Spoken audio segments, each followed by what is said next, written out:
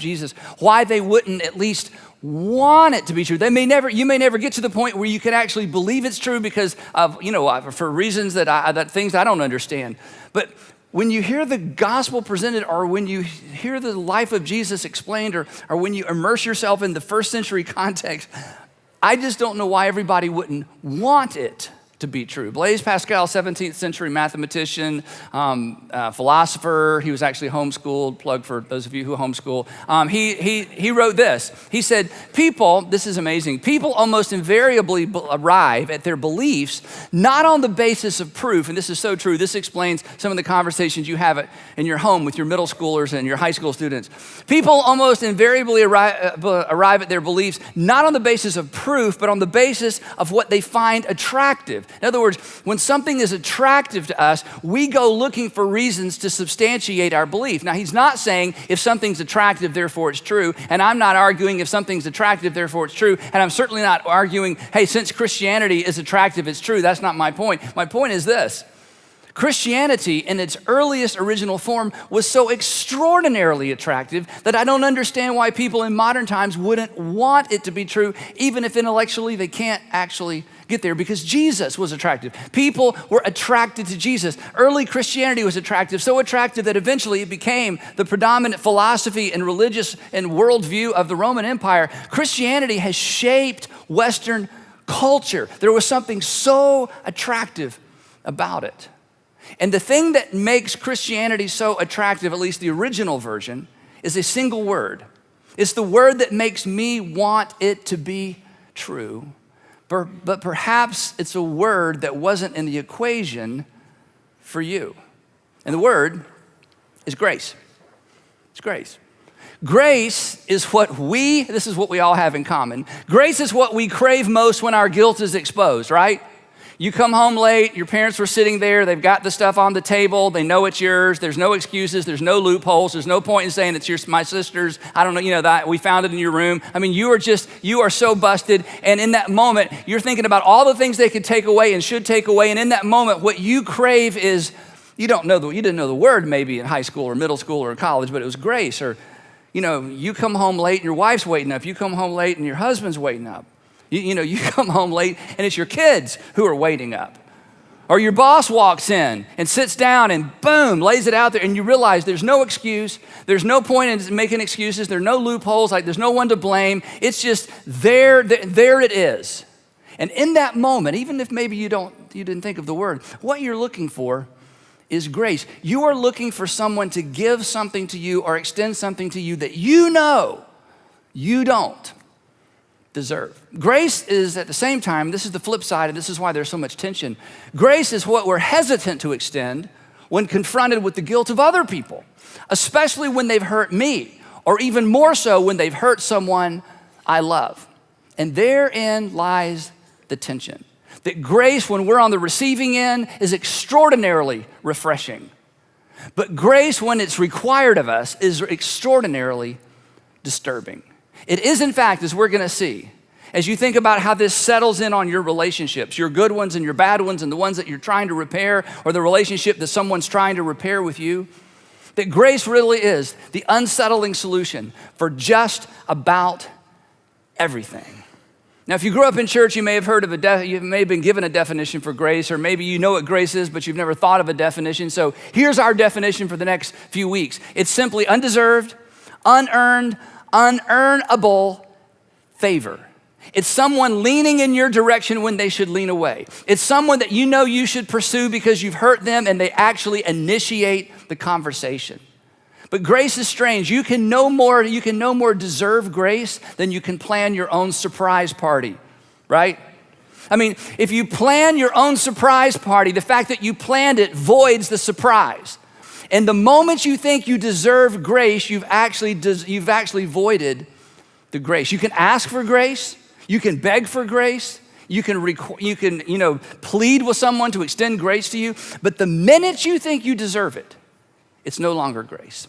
And then here's the additional twist to the whole conversation.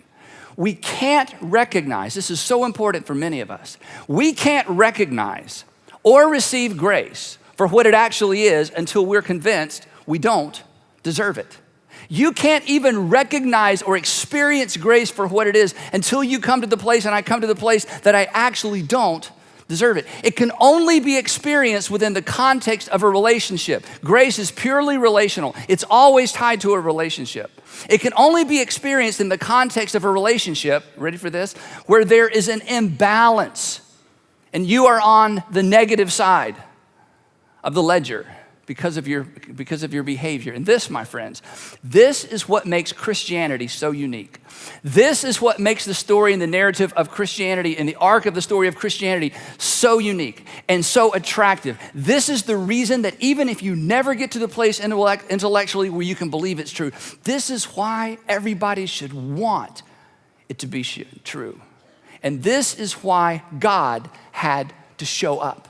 Because grace is 100% relational, and you can't experience or understand grace apart from a relationship. This is why God had to show up. This is why we celebrate the way we do at Christmas. We would have never known the grace of God without and or apart from the presence of God. For God's grace to be seen, for God's grace to be known, there had to be a person. It had to be personal. It is the message of Christmas. Now, John, Matthew, Mark, Luke, John, the gospel writer John, who also wrote 3 letters in the first century called, not very creative, 1st, 2nd, and 3rd John.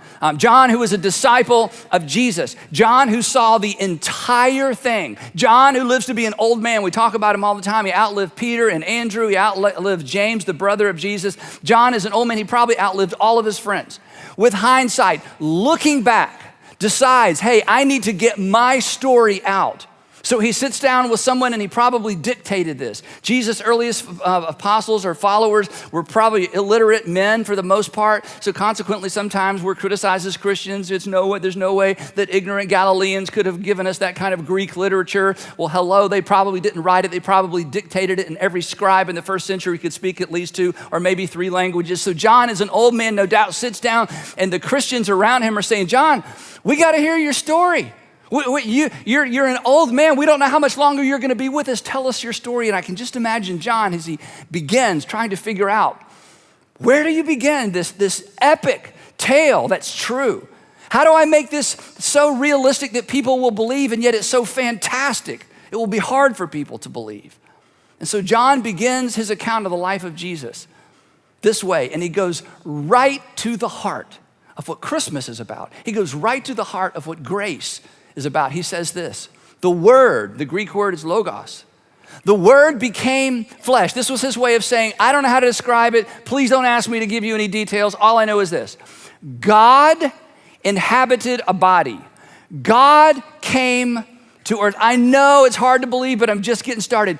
God became flesh and he made his dwelling among us. The explanation for all things took up residence among us.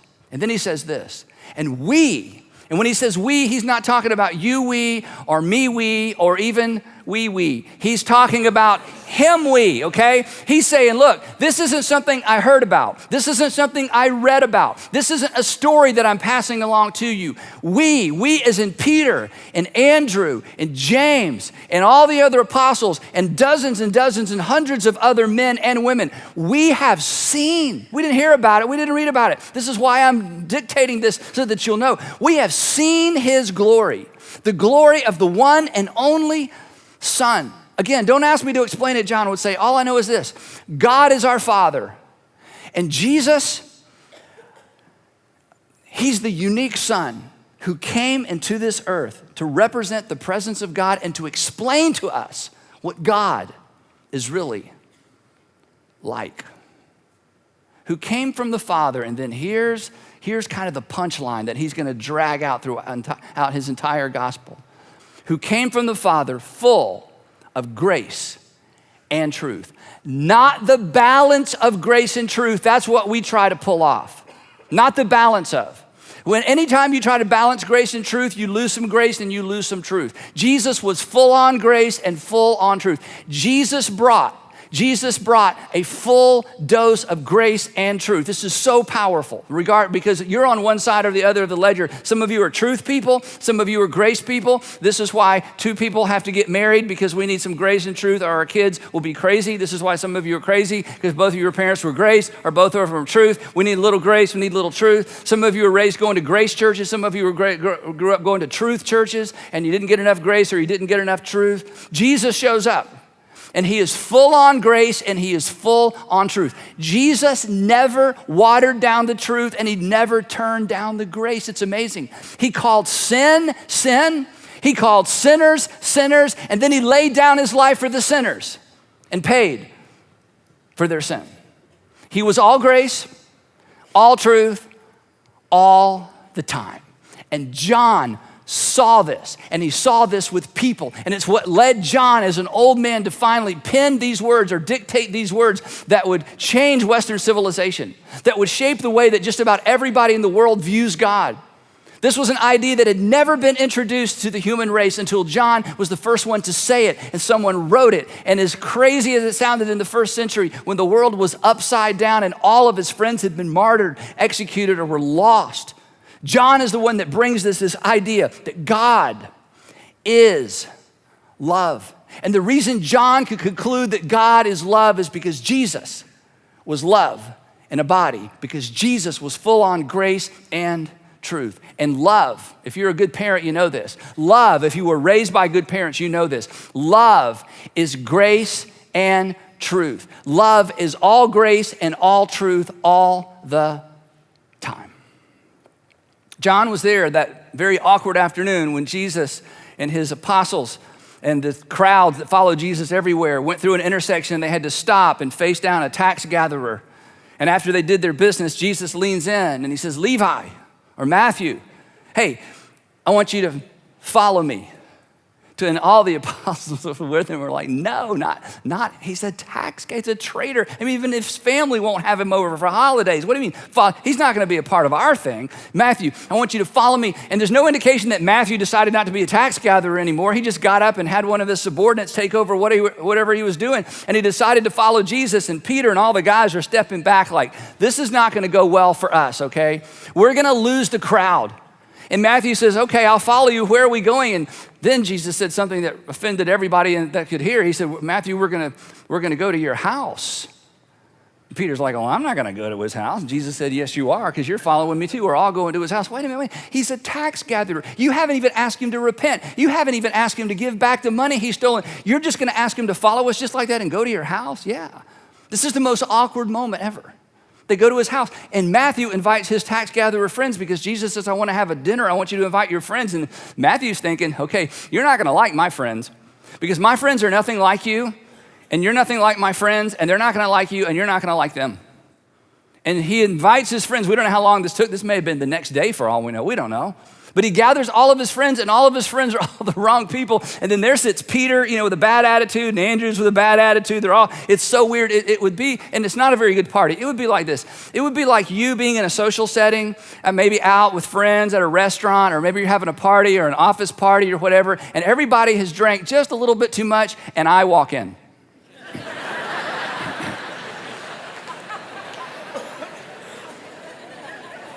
Why are you laughing? And it's like, downer. We like him on Sunday. We don't like him on Saturday night, So it's like, how long are he and Sandra gonna stay? I don't know. They'll leave pretty soon. As soon as we left, it's okay. Let's get back to, right. That's how this was. So there's Jesus, the rabbi, in the house of Matthew, the tax gatherer. The whole thing is so ridiculously awkward and unsettling because that's the nature of grace. It's the unsettling solution to just about everything, but it is unsettling. And when the Pharisees are the truth, they're the protectors of the truth. They walk around like this so their hands don't get dirty. They step around things. They don't want to touch anybody who's dirty, and they don't want to become ceremonially unclean. They represent God to the people, but if God's anything like that, I'm not sure I want to go to heaven. That's kind of the thought in the first century with some of the religious leaders. When the Pharisees saw this, because they weren't invited and they wouldn't have gone anyway, when the Pharisees saw this, they asked his disciples, Send a message into the house, because they weren't going to go. He said, go inside and ask your teacher, why does he eat with tax collectors and sinners? He should be eating, if he's a rabbi, if he's a representative of God, he should be eating with us. So they go in, and I'm sure whoever delivered the message delivered it out loud so Matthew and his friends could hear to shame them. My friend, the Pharisees outside, the leaders from the temple have come. And Jesus, they want to know and announce it. Why are you here eating with this rabble? Why are you here with tax gatherers and sinners? And then Jesus, I think, answers equally as loud. He says, on hearing this, Jesus said, don't call Matthew and his friends sinners. That may hurt their feelings. They may raise your taxes. Now, Jesus makes an awkward situation even more awkward. He does that grace truth thing that he would do throughout his time on earth. He's at Matthew's house. He's invited Matthew to follow him. And then Jesus says out loud, I'm sure within the hearing of everybody who was very quiet at this moment, on hearing this, Jesus actually said, tell the guys outside, it's not the healthy who need a doctor, but the sick. Matthew's thinking, wait, Jesus. I mean, you're my guest. Are you saying I'm sick? To Jesus, which Jesus would have said, yes. You're stealing from your people. You're sick. But I still want you to follow me. It's like, what? Wait, yes, Matthew, you're sick. That's why I'm here. All of you, friends, these are tax gatherers and sinners. Sinners, you have your own category because you don't even be tax gatherers. I mean, you guys are the worst of the worst. Thanks for inviting me over. Would you follow me? It's like, no, wait. See, you've messed up all the categories. If you want somebody to follow you, you should ask people who are like you to follow you. You don't ask people who are unlike you to follow you unless they decide they're going to be like you. You've asked someone who's nothing like you to follow you. You're messing up all the categories. And I think Jesus would just smile. And he said, oh yeah, by the way, tell the Pharisees outside the following. Tell them this, and this was so offensive. Go and learn. Whenever you tell the smartest person in the world, in the room to go and learn, you've offended them. What you've said is, you're so smart, I'm smarter. You need to go learn something you don't know that I know. So this was Jesus. I think everybody in the room chuckled because they knew this was such a dig at the teachers of the law. Tell the Pharisees to go and learn what this means. And then he quotes from their own scripture, the law and the prophets, that they're supposed to be the experts in. Go tell them to learn what this means. I desire mercy, not sacrifice, for I have not come to call the righteous. Then perhaps he swept his hand around the room and said, but sinners. I'm not afraid to call a sinner, and I'm not afraid to go to their house for dinner. We should just probably all say that together. I'm not afraid to call a sinner, and I'm not afraid to go to their. So when I show up at your party, I expect you to greet me. Well, no. And please don't leave here saying Andy equated himself with Jesus. My children would tell you different. Then one day, and again, this is one of these emotional stories you've all heard. In fact, you don't have to even have grown up in church. You know this story. But the emotion, it's impossible for me to even convey it because I can't even get my mind around it. One day, Jesus goes up the southern steps to the Temple Mount. This is the epicenter of the presence of God. This is the Holy of Holies. This is the holiest place on the planet. This is the place that when the temple or when the city of Jerusalem was destroyed by the Romans, this was the last stronghold of the Jews because we can't let them take the temple. There's no way to even, for the way we think, us Westerners, there's no way to even ascribe the value to the Temple Mount that these first century Jews ascribed to this piece of real estate.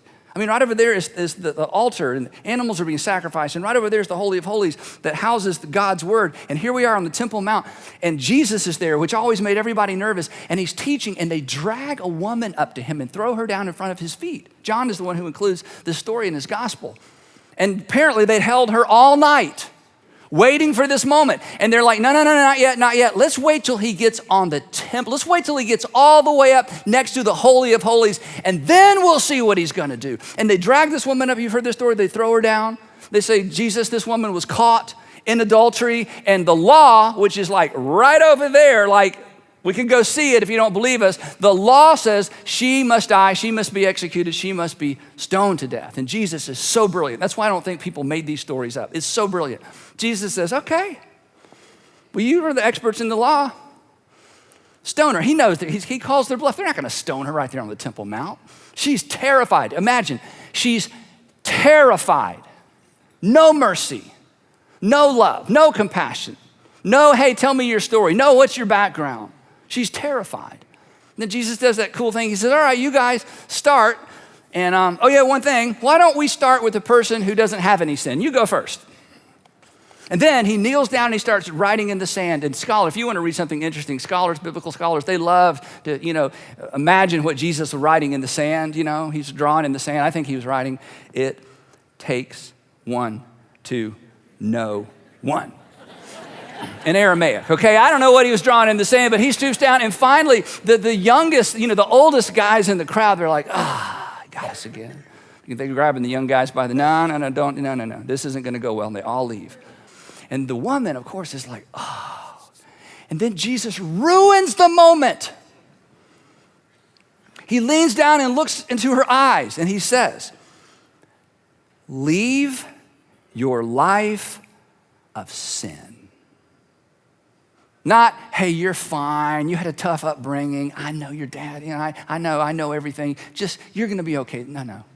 I mean, leave your life of sin. It's grace and truth. You are guilty, but I don't condemn you. Like, wait, what? Wait, if I'm guilty, you're to condemn me? No, I know you're guilty, but I don't condemn you. Wait, if I'm innocent, you don't condemn me. If I'm guilty, you condemn me. How can I be guilty and you don't condemn me? Isn't it either or? Isn't it the other way around? No, it used to be. But see, in this moment, for your benefit, for my benefit, grace has touched down. There is a new lawgiver. There is a new covenant maker. There is a new representative of God the Father. And he was all grace, all truth, all the time. And over. This is why, even if you never get there intellectually, you should want this to be true. Over and over, Jesus leaned in toward pre-repentant, guilty people and invited them to follow him.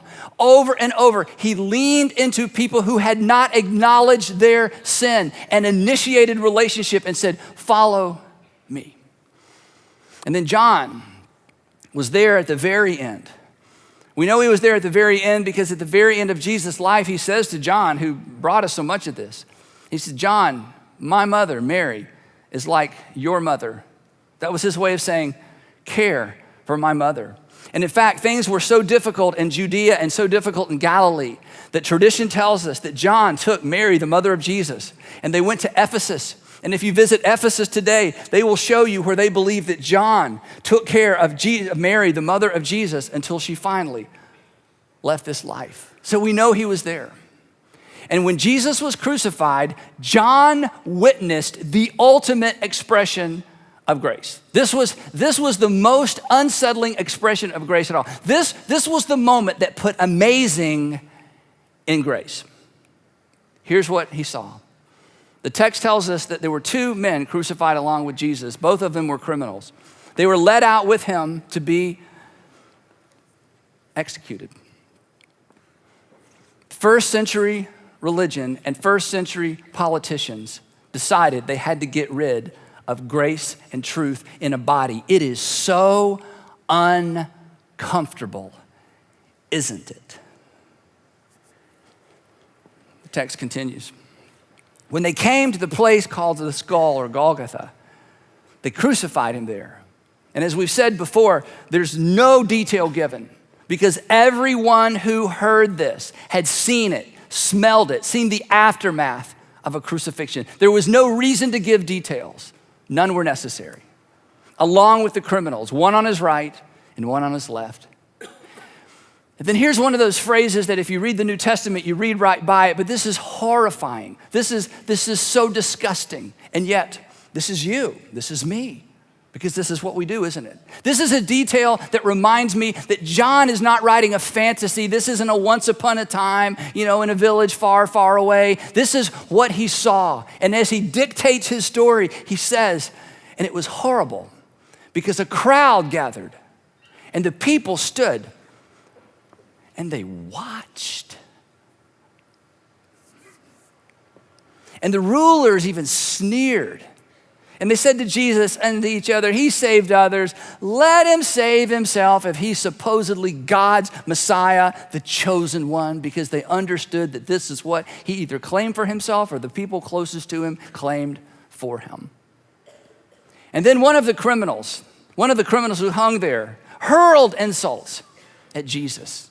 He was going to take his venom. He was going to take his vengeance. He was going to take his anger all the way to death with him. But the other criminal rebuked him. And he said the most interesting thing. And I believe that these statements weren't together in a nice, neat paragraph with a period at the end. Because of what we understand about crucifixion, there may have been multiple seconds or maybe even minutes between each of these utterances. Because you had to build up an extraordinary amount of nerve to raise yourself up, to take it, to inhale. And to speak was terribly painful, and to breathe was terribly painful. And he says, don't you fear God, since you are under the same sentence.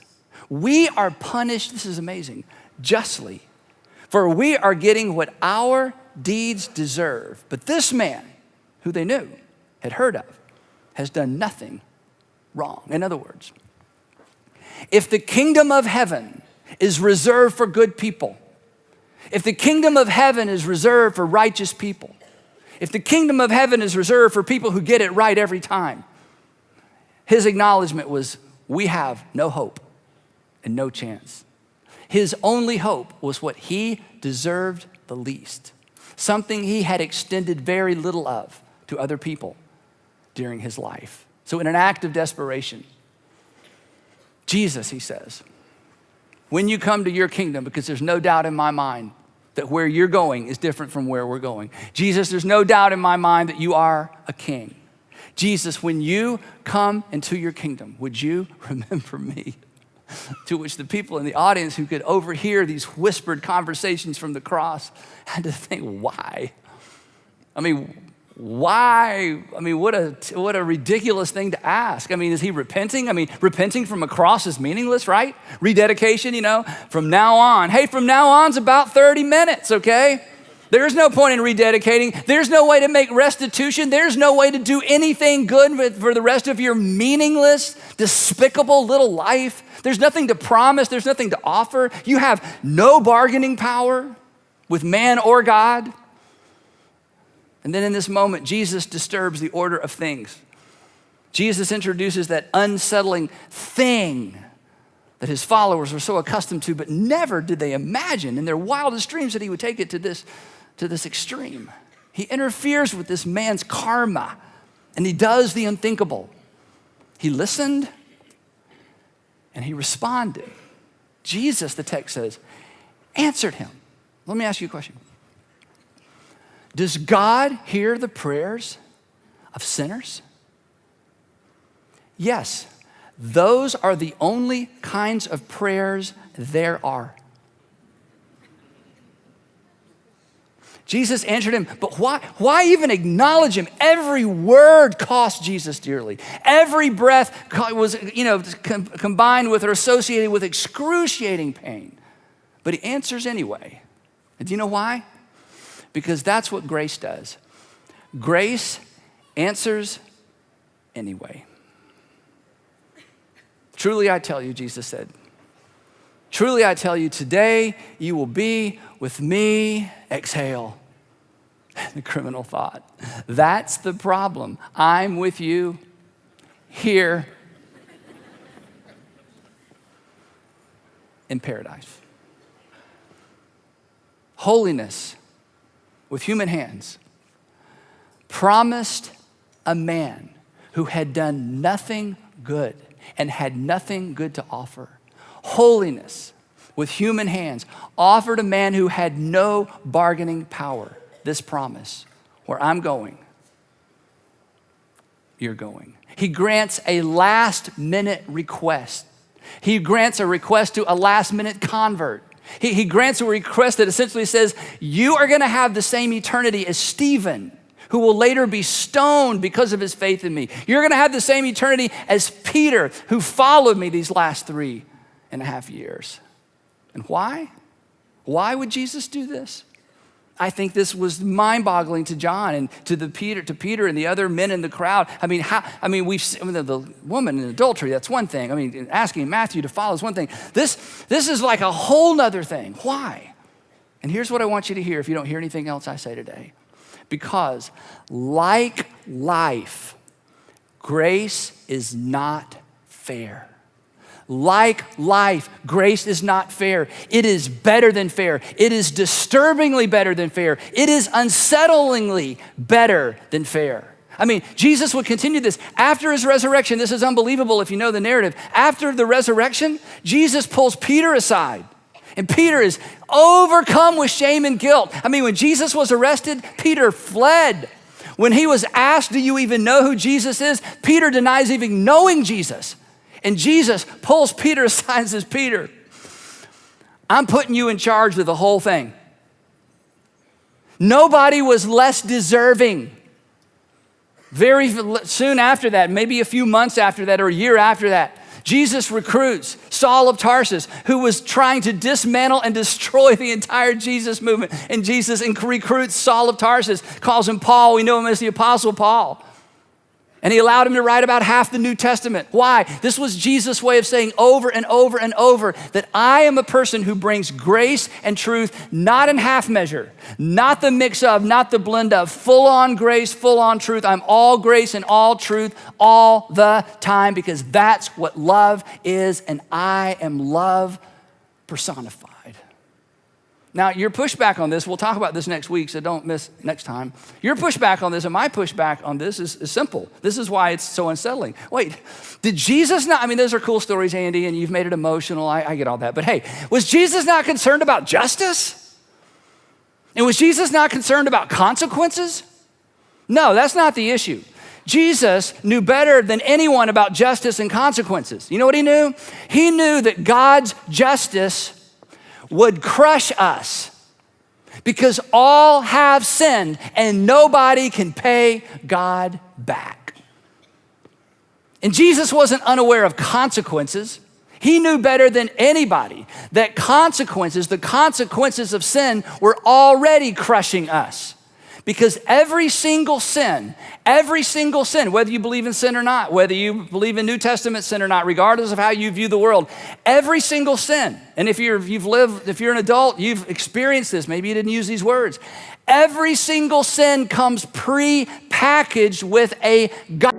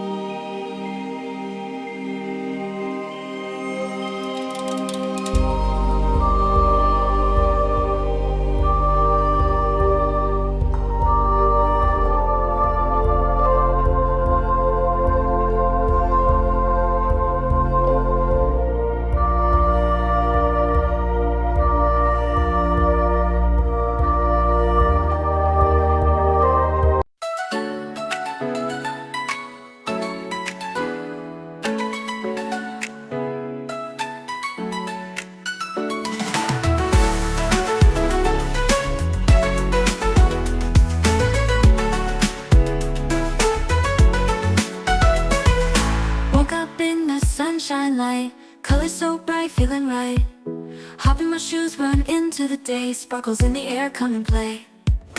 Laughing and dancing, around we go. Hearts are like fireflies aglow. Singing our song under the blue sky, holding hands high, you and I. This is my happy dream, like a sweet melody. We're flying so free. This is my happy dream, forever you and me, singing it in harmony. Smiles all around, everywhere we see. Jump in the puddles, joy is our key. Rainbow above, colors so bright. We shine in the day and into the night. Friends on my side, can't stop this fun. Sharing our secrets till the day is done. Sunsets and starry nights we chase, living our lives in this bright place.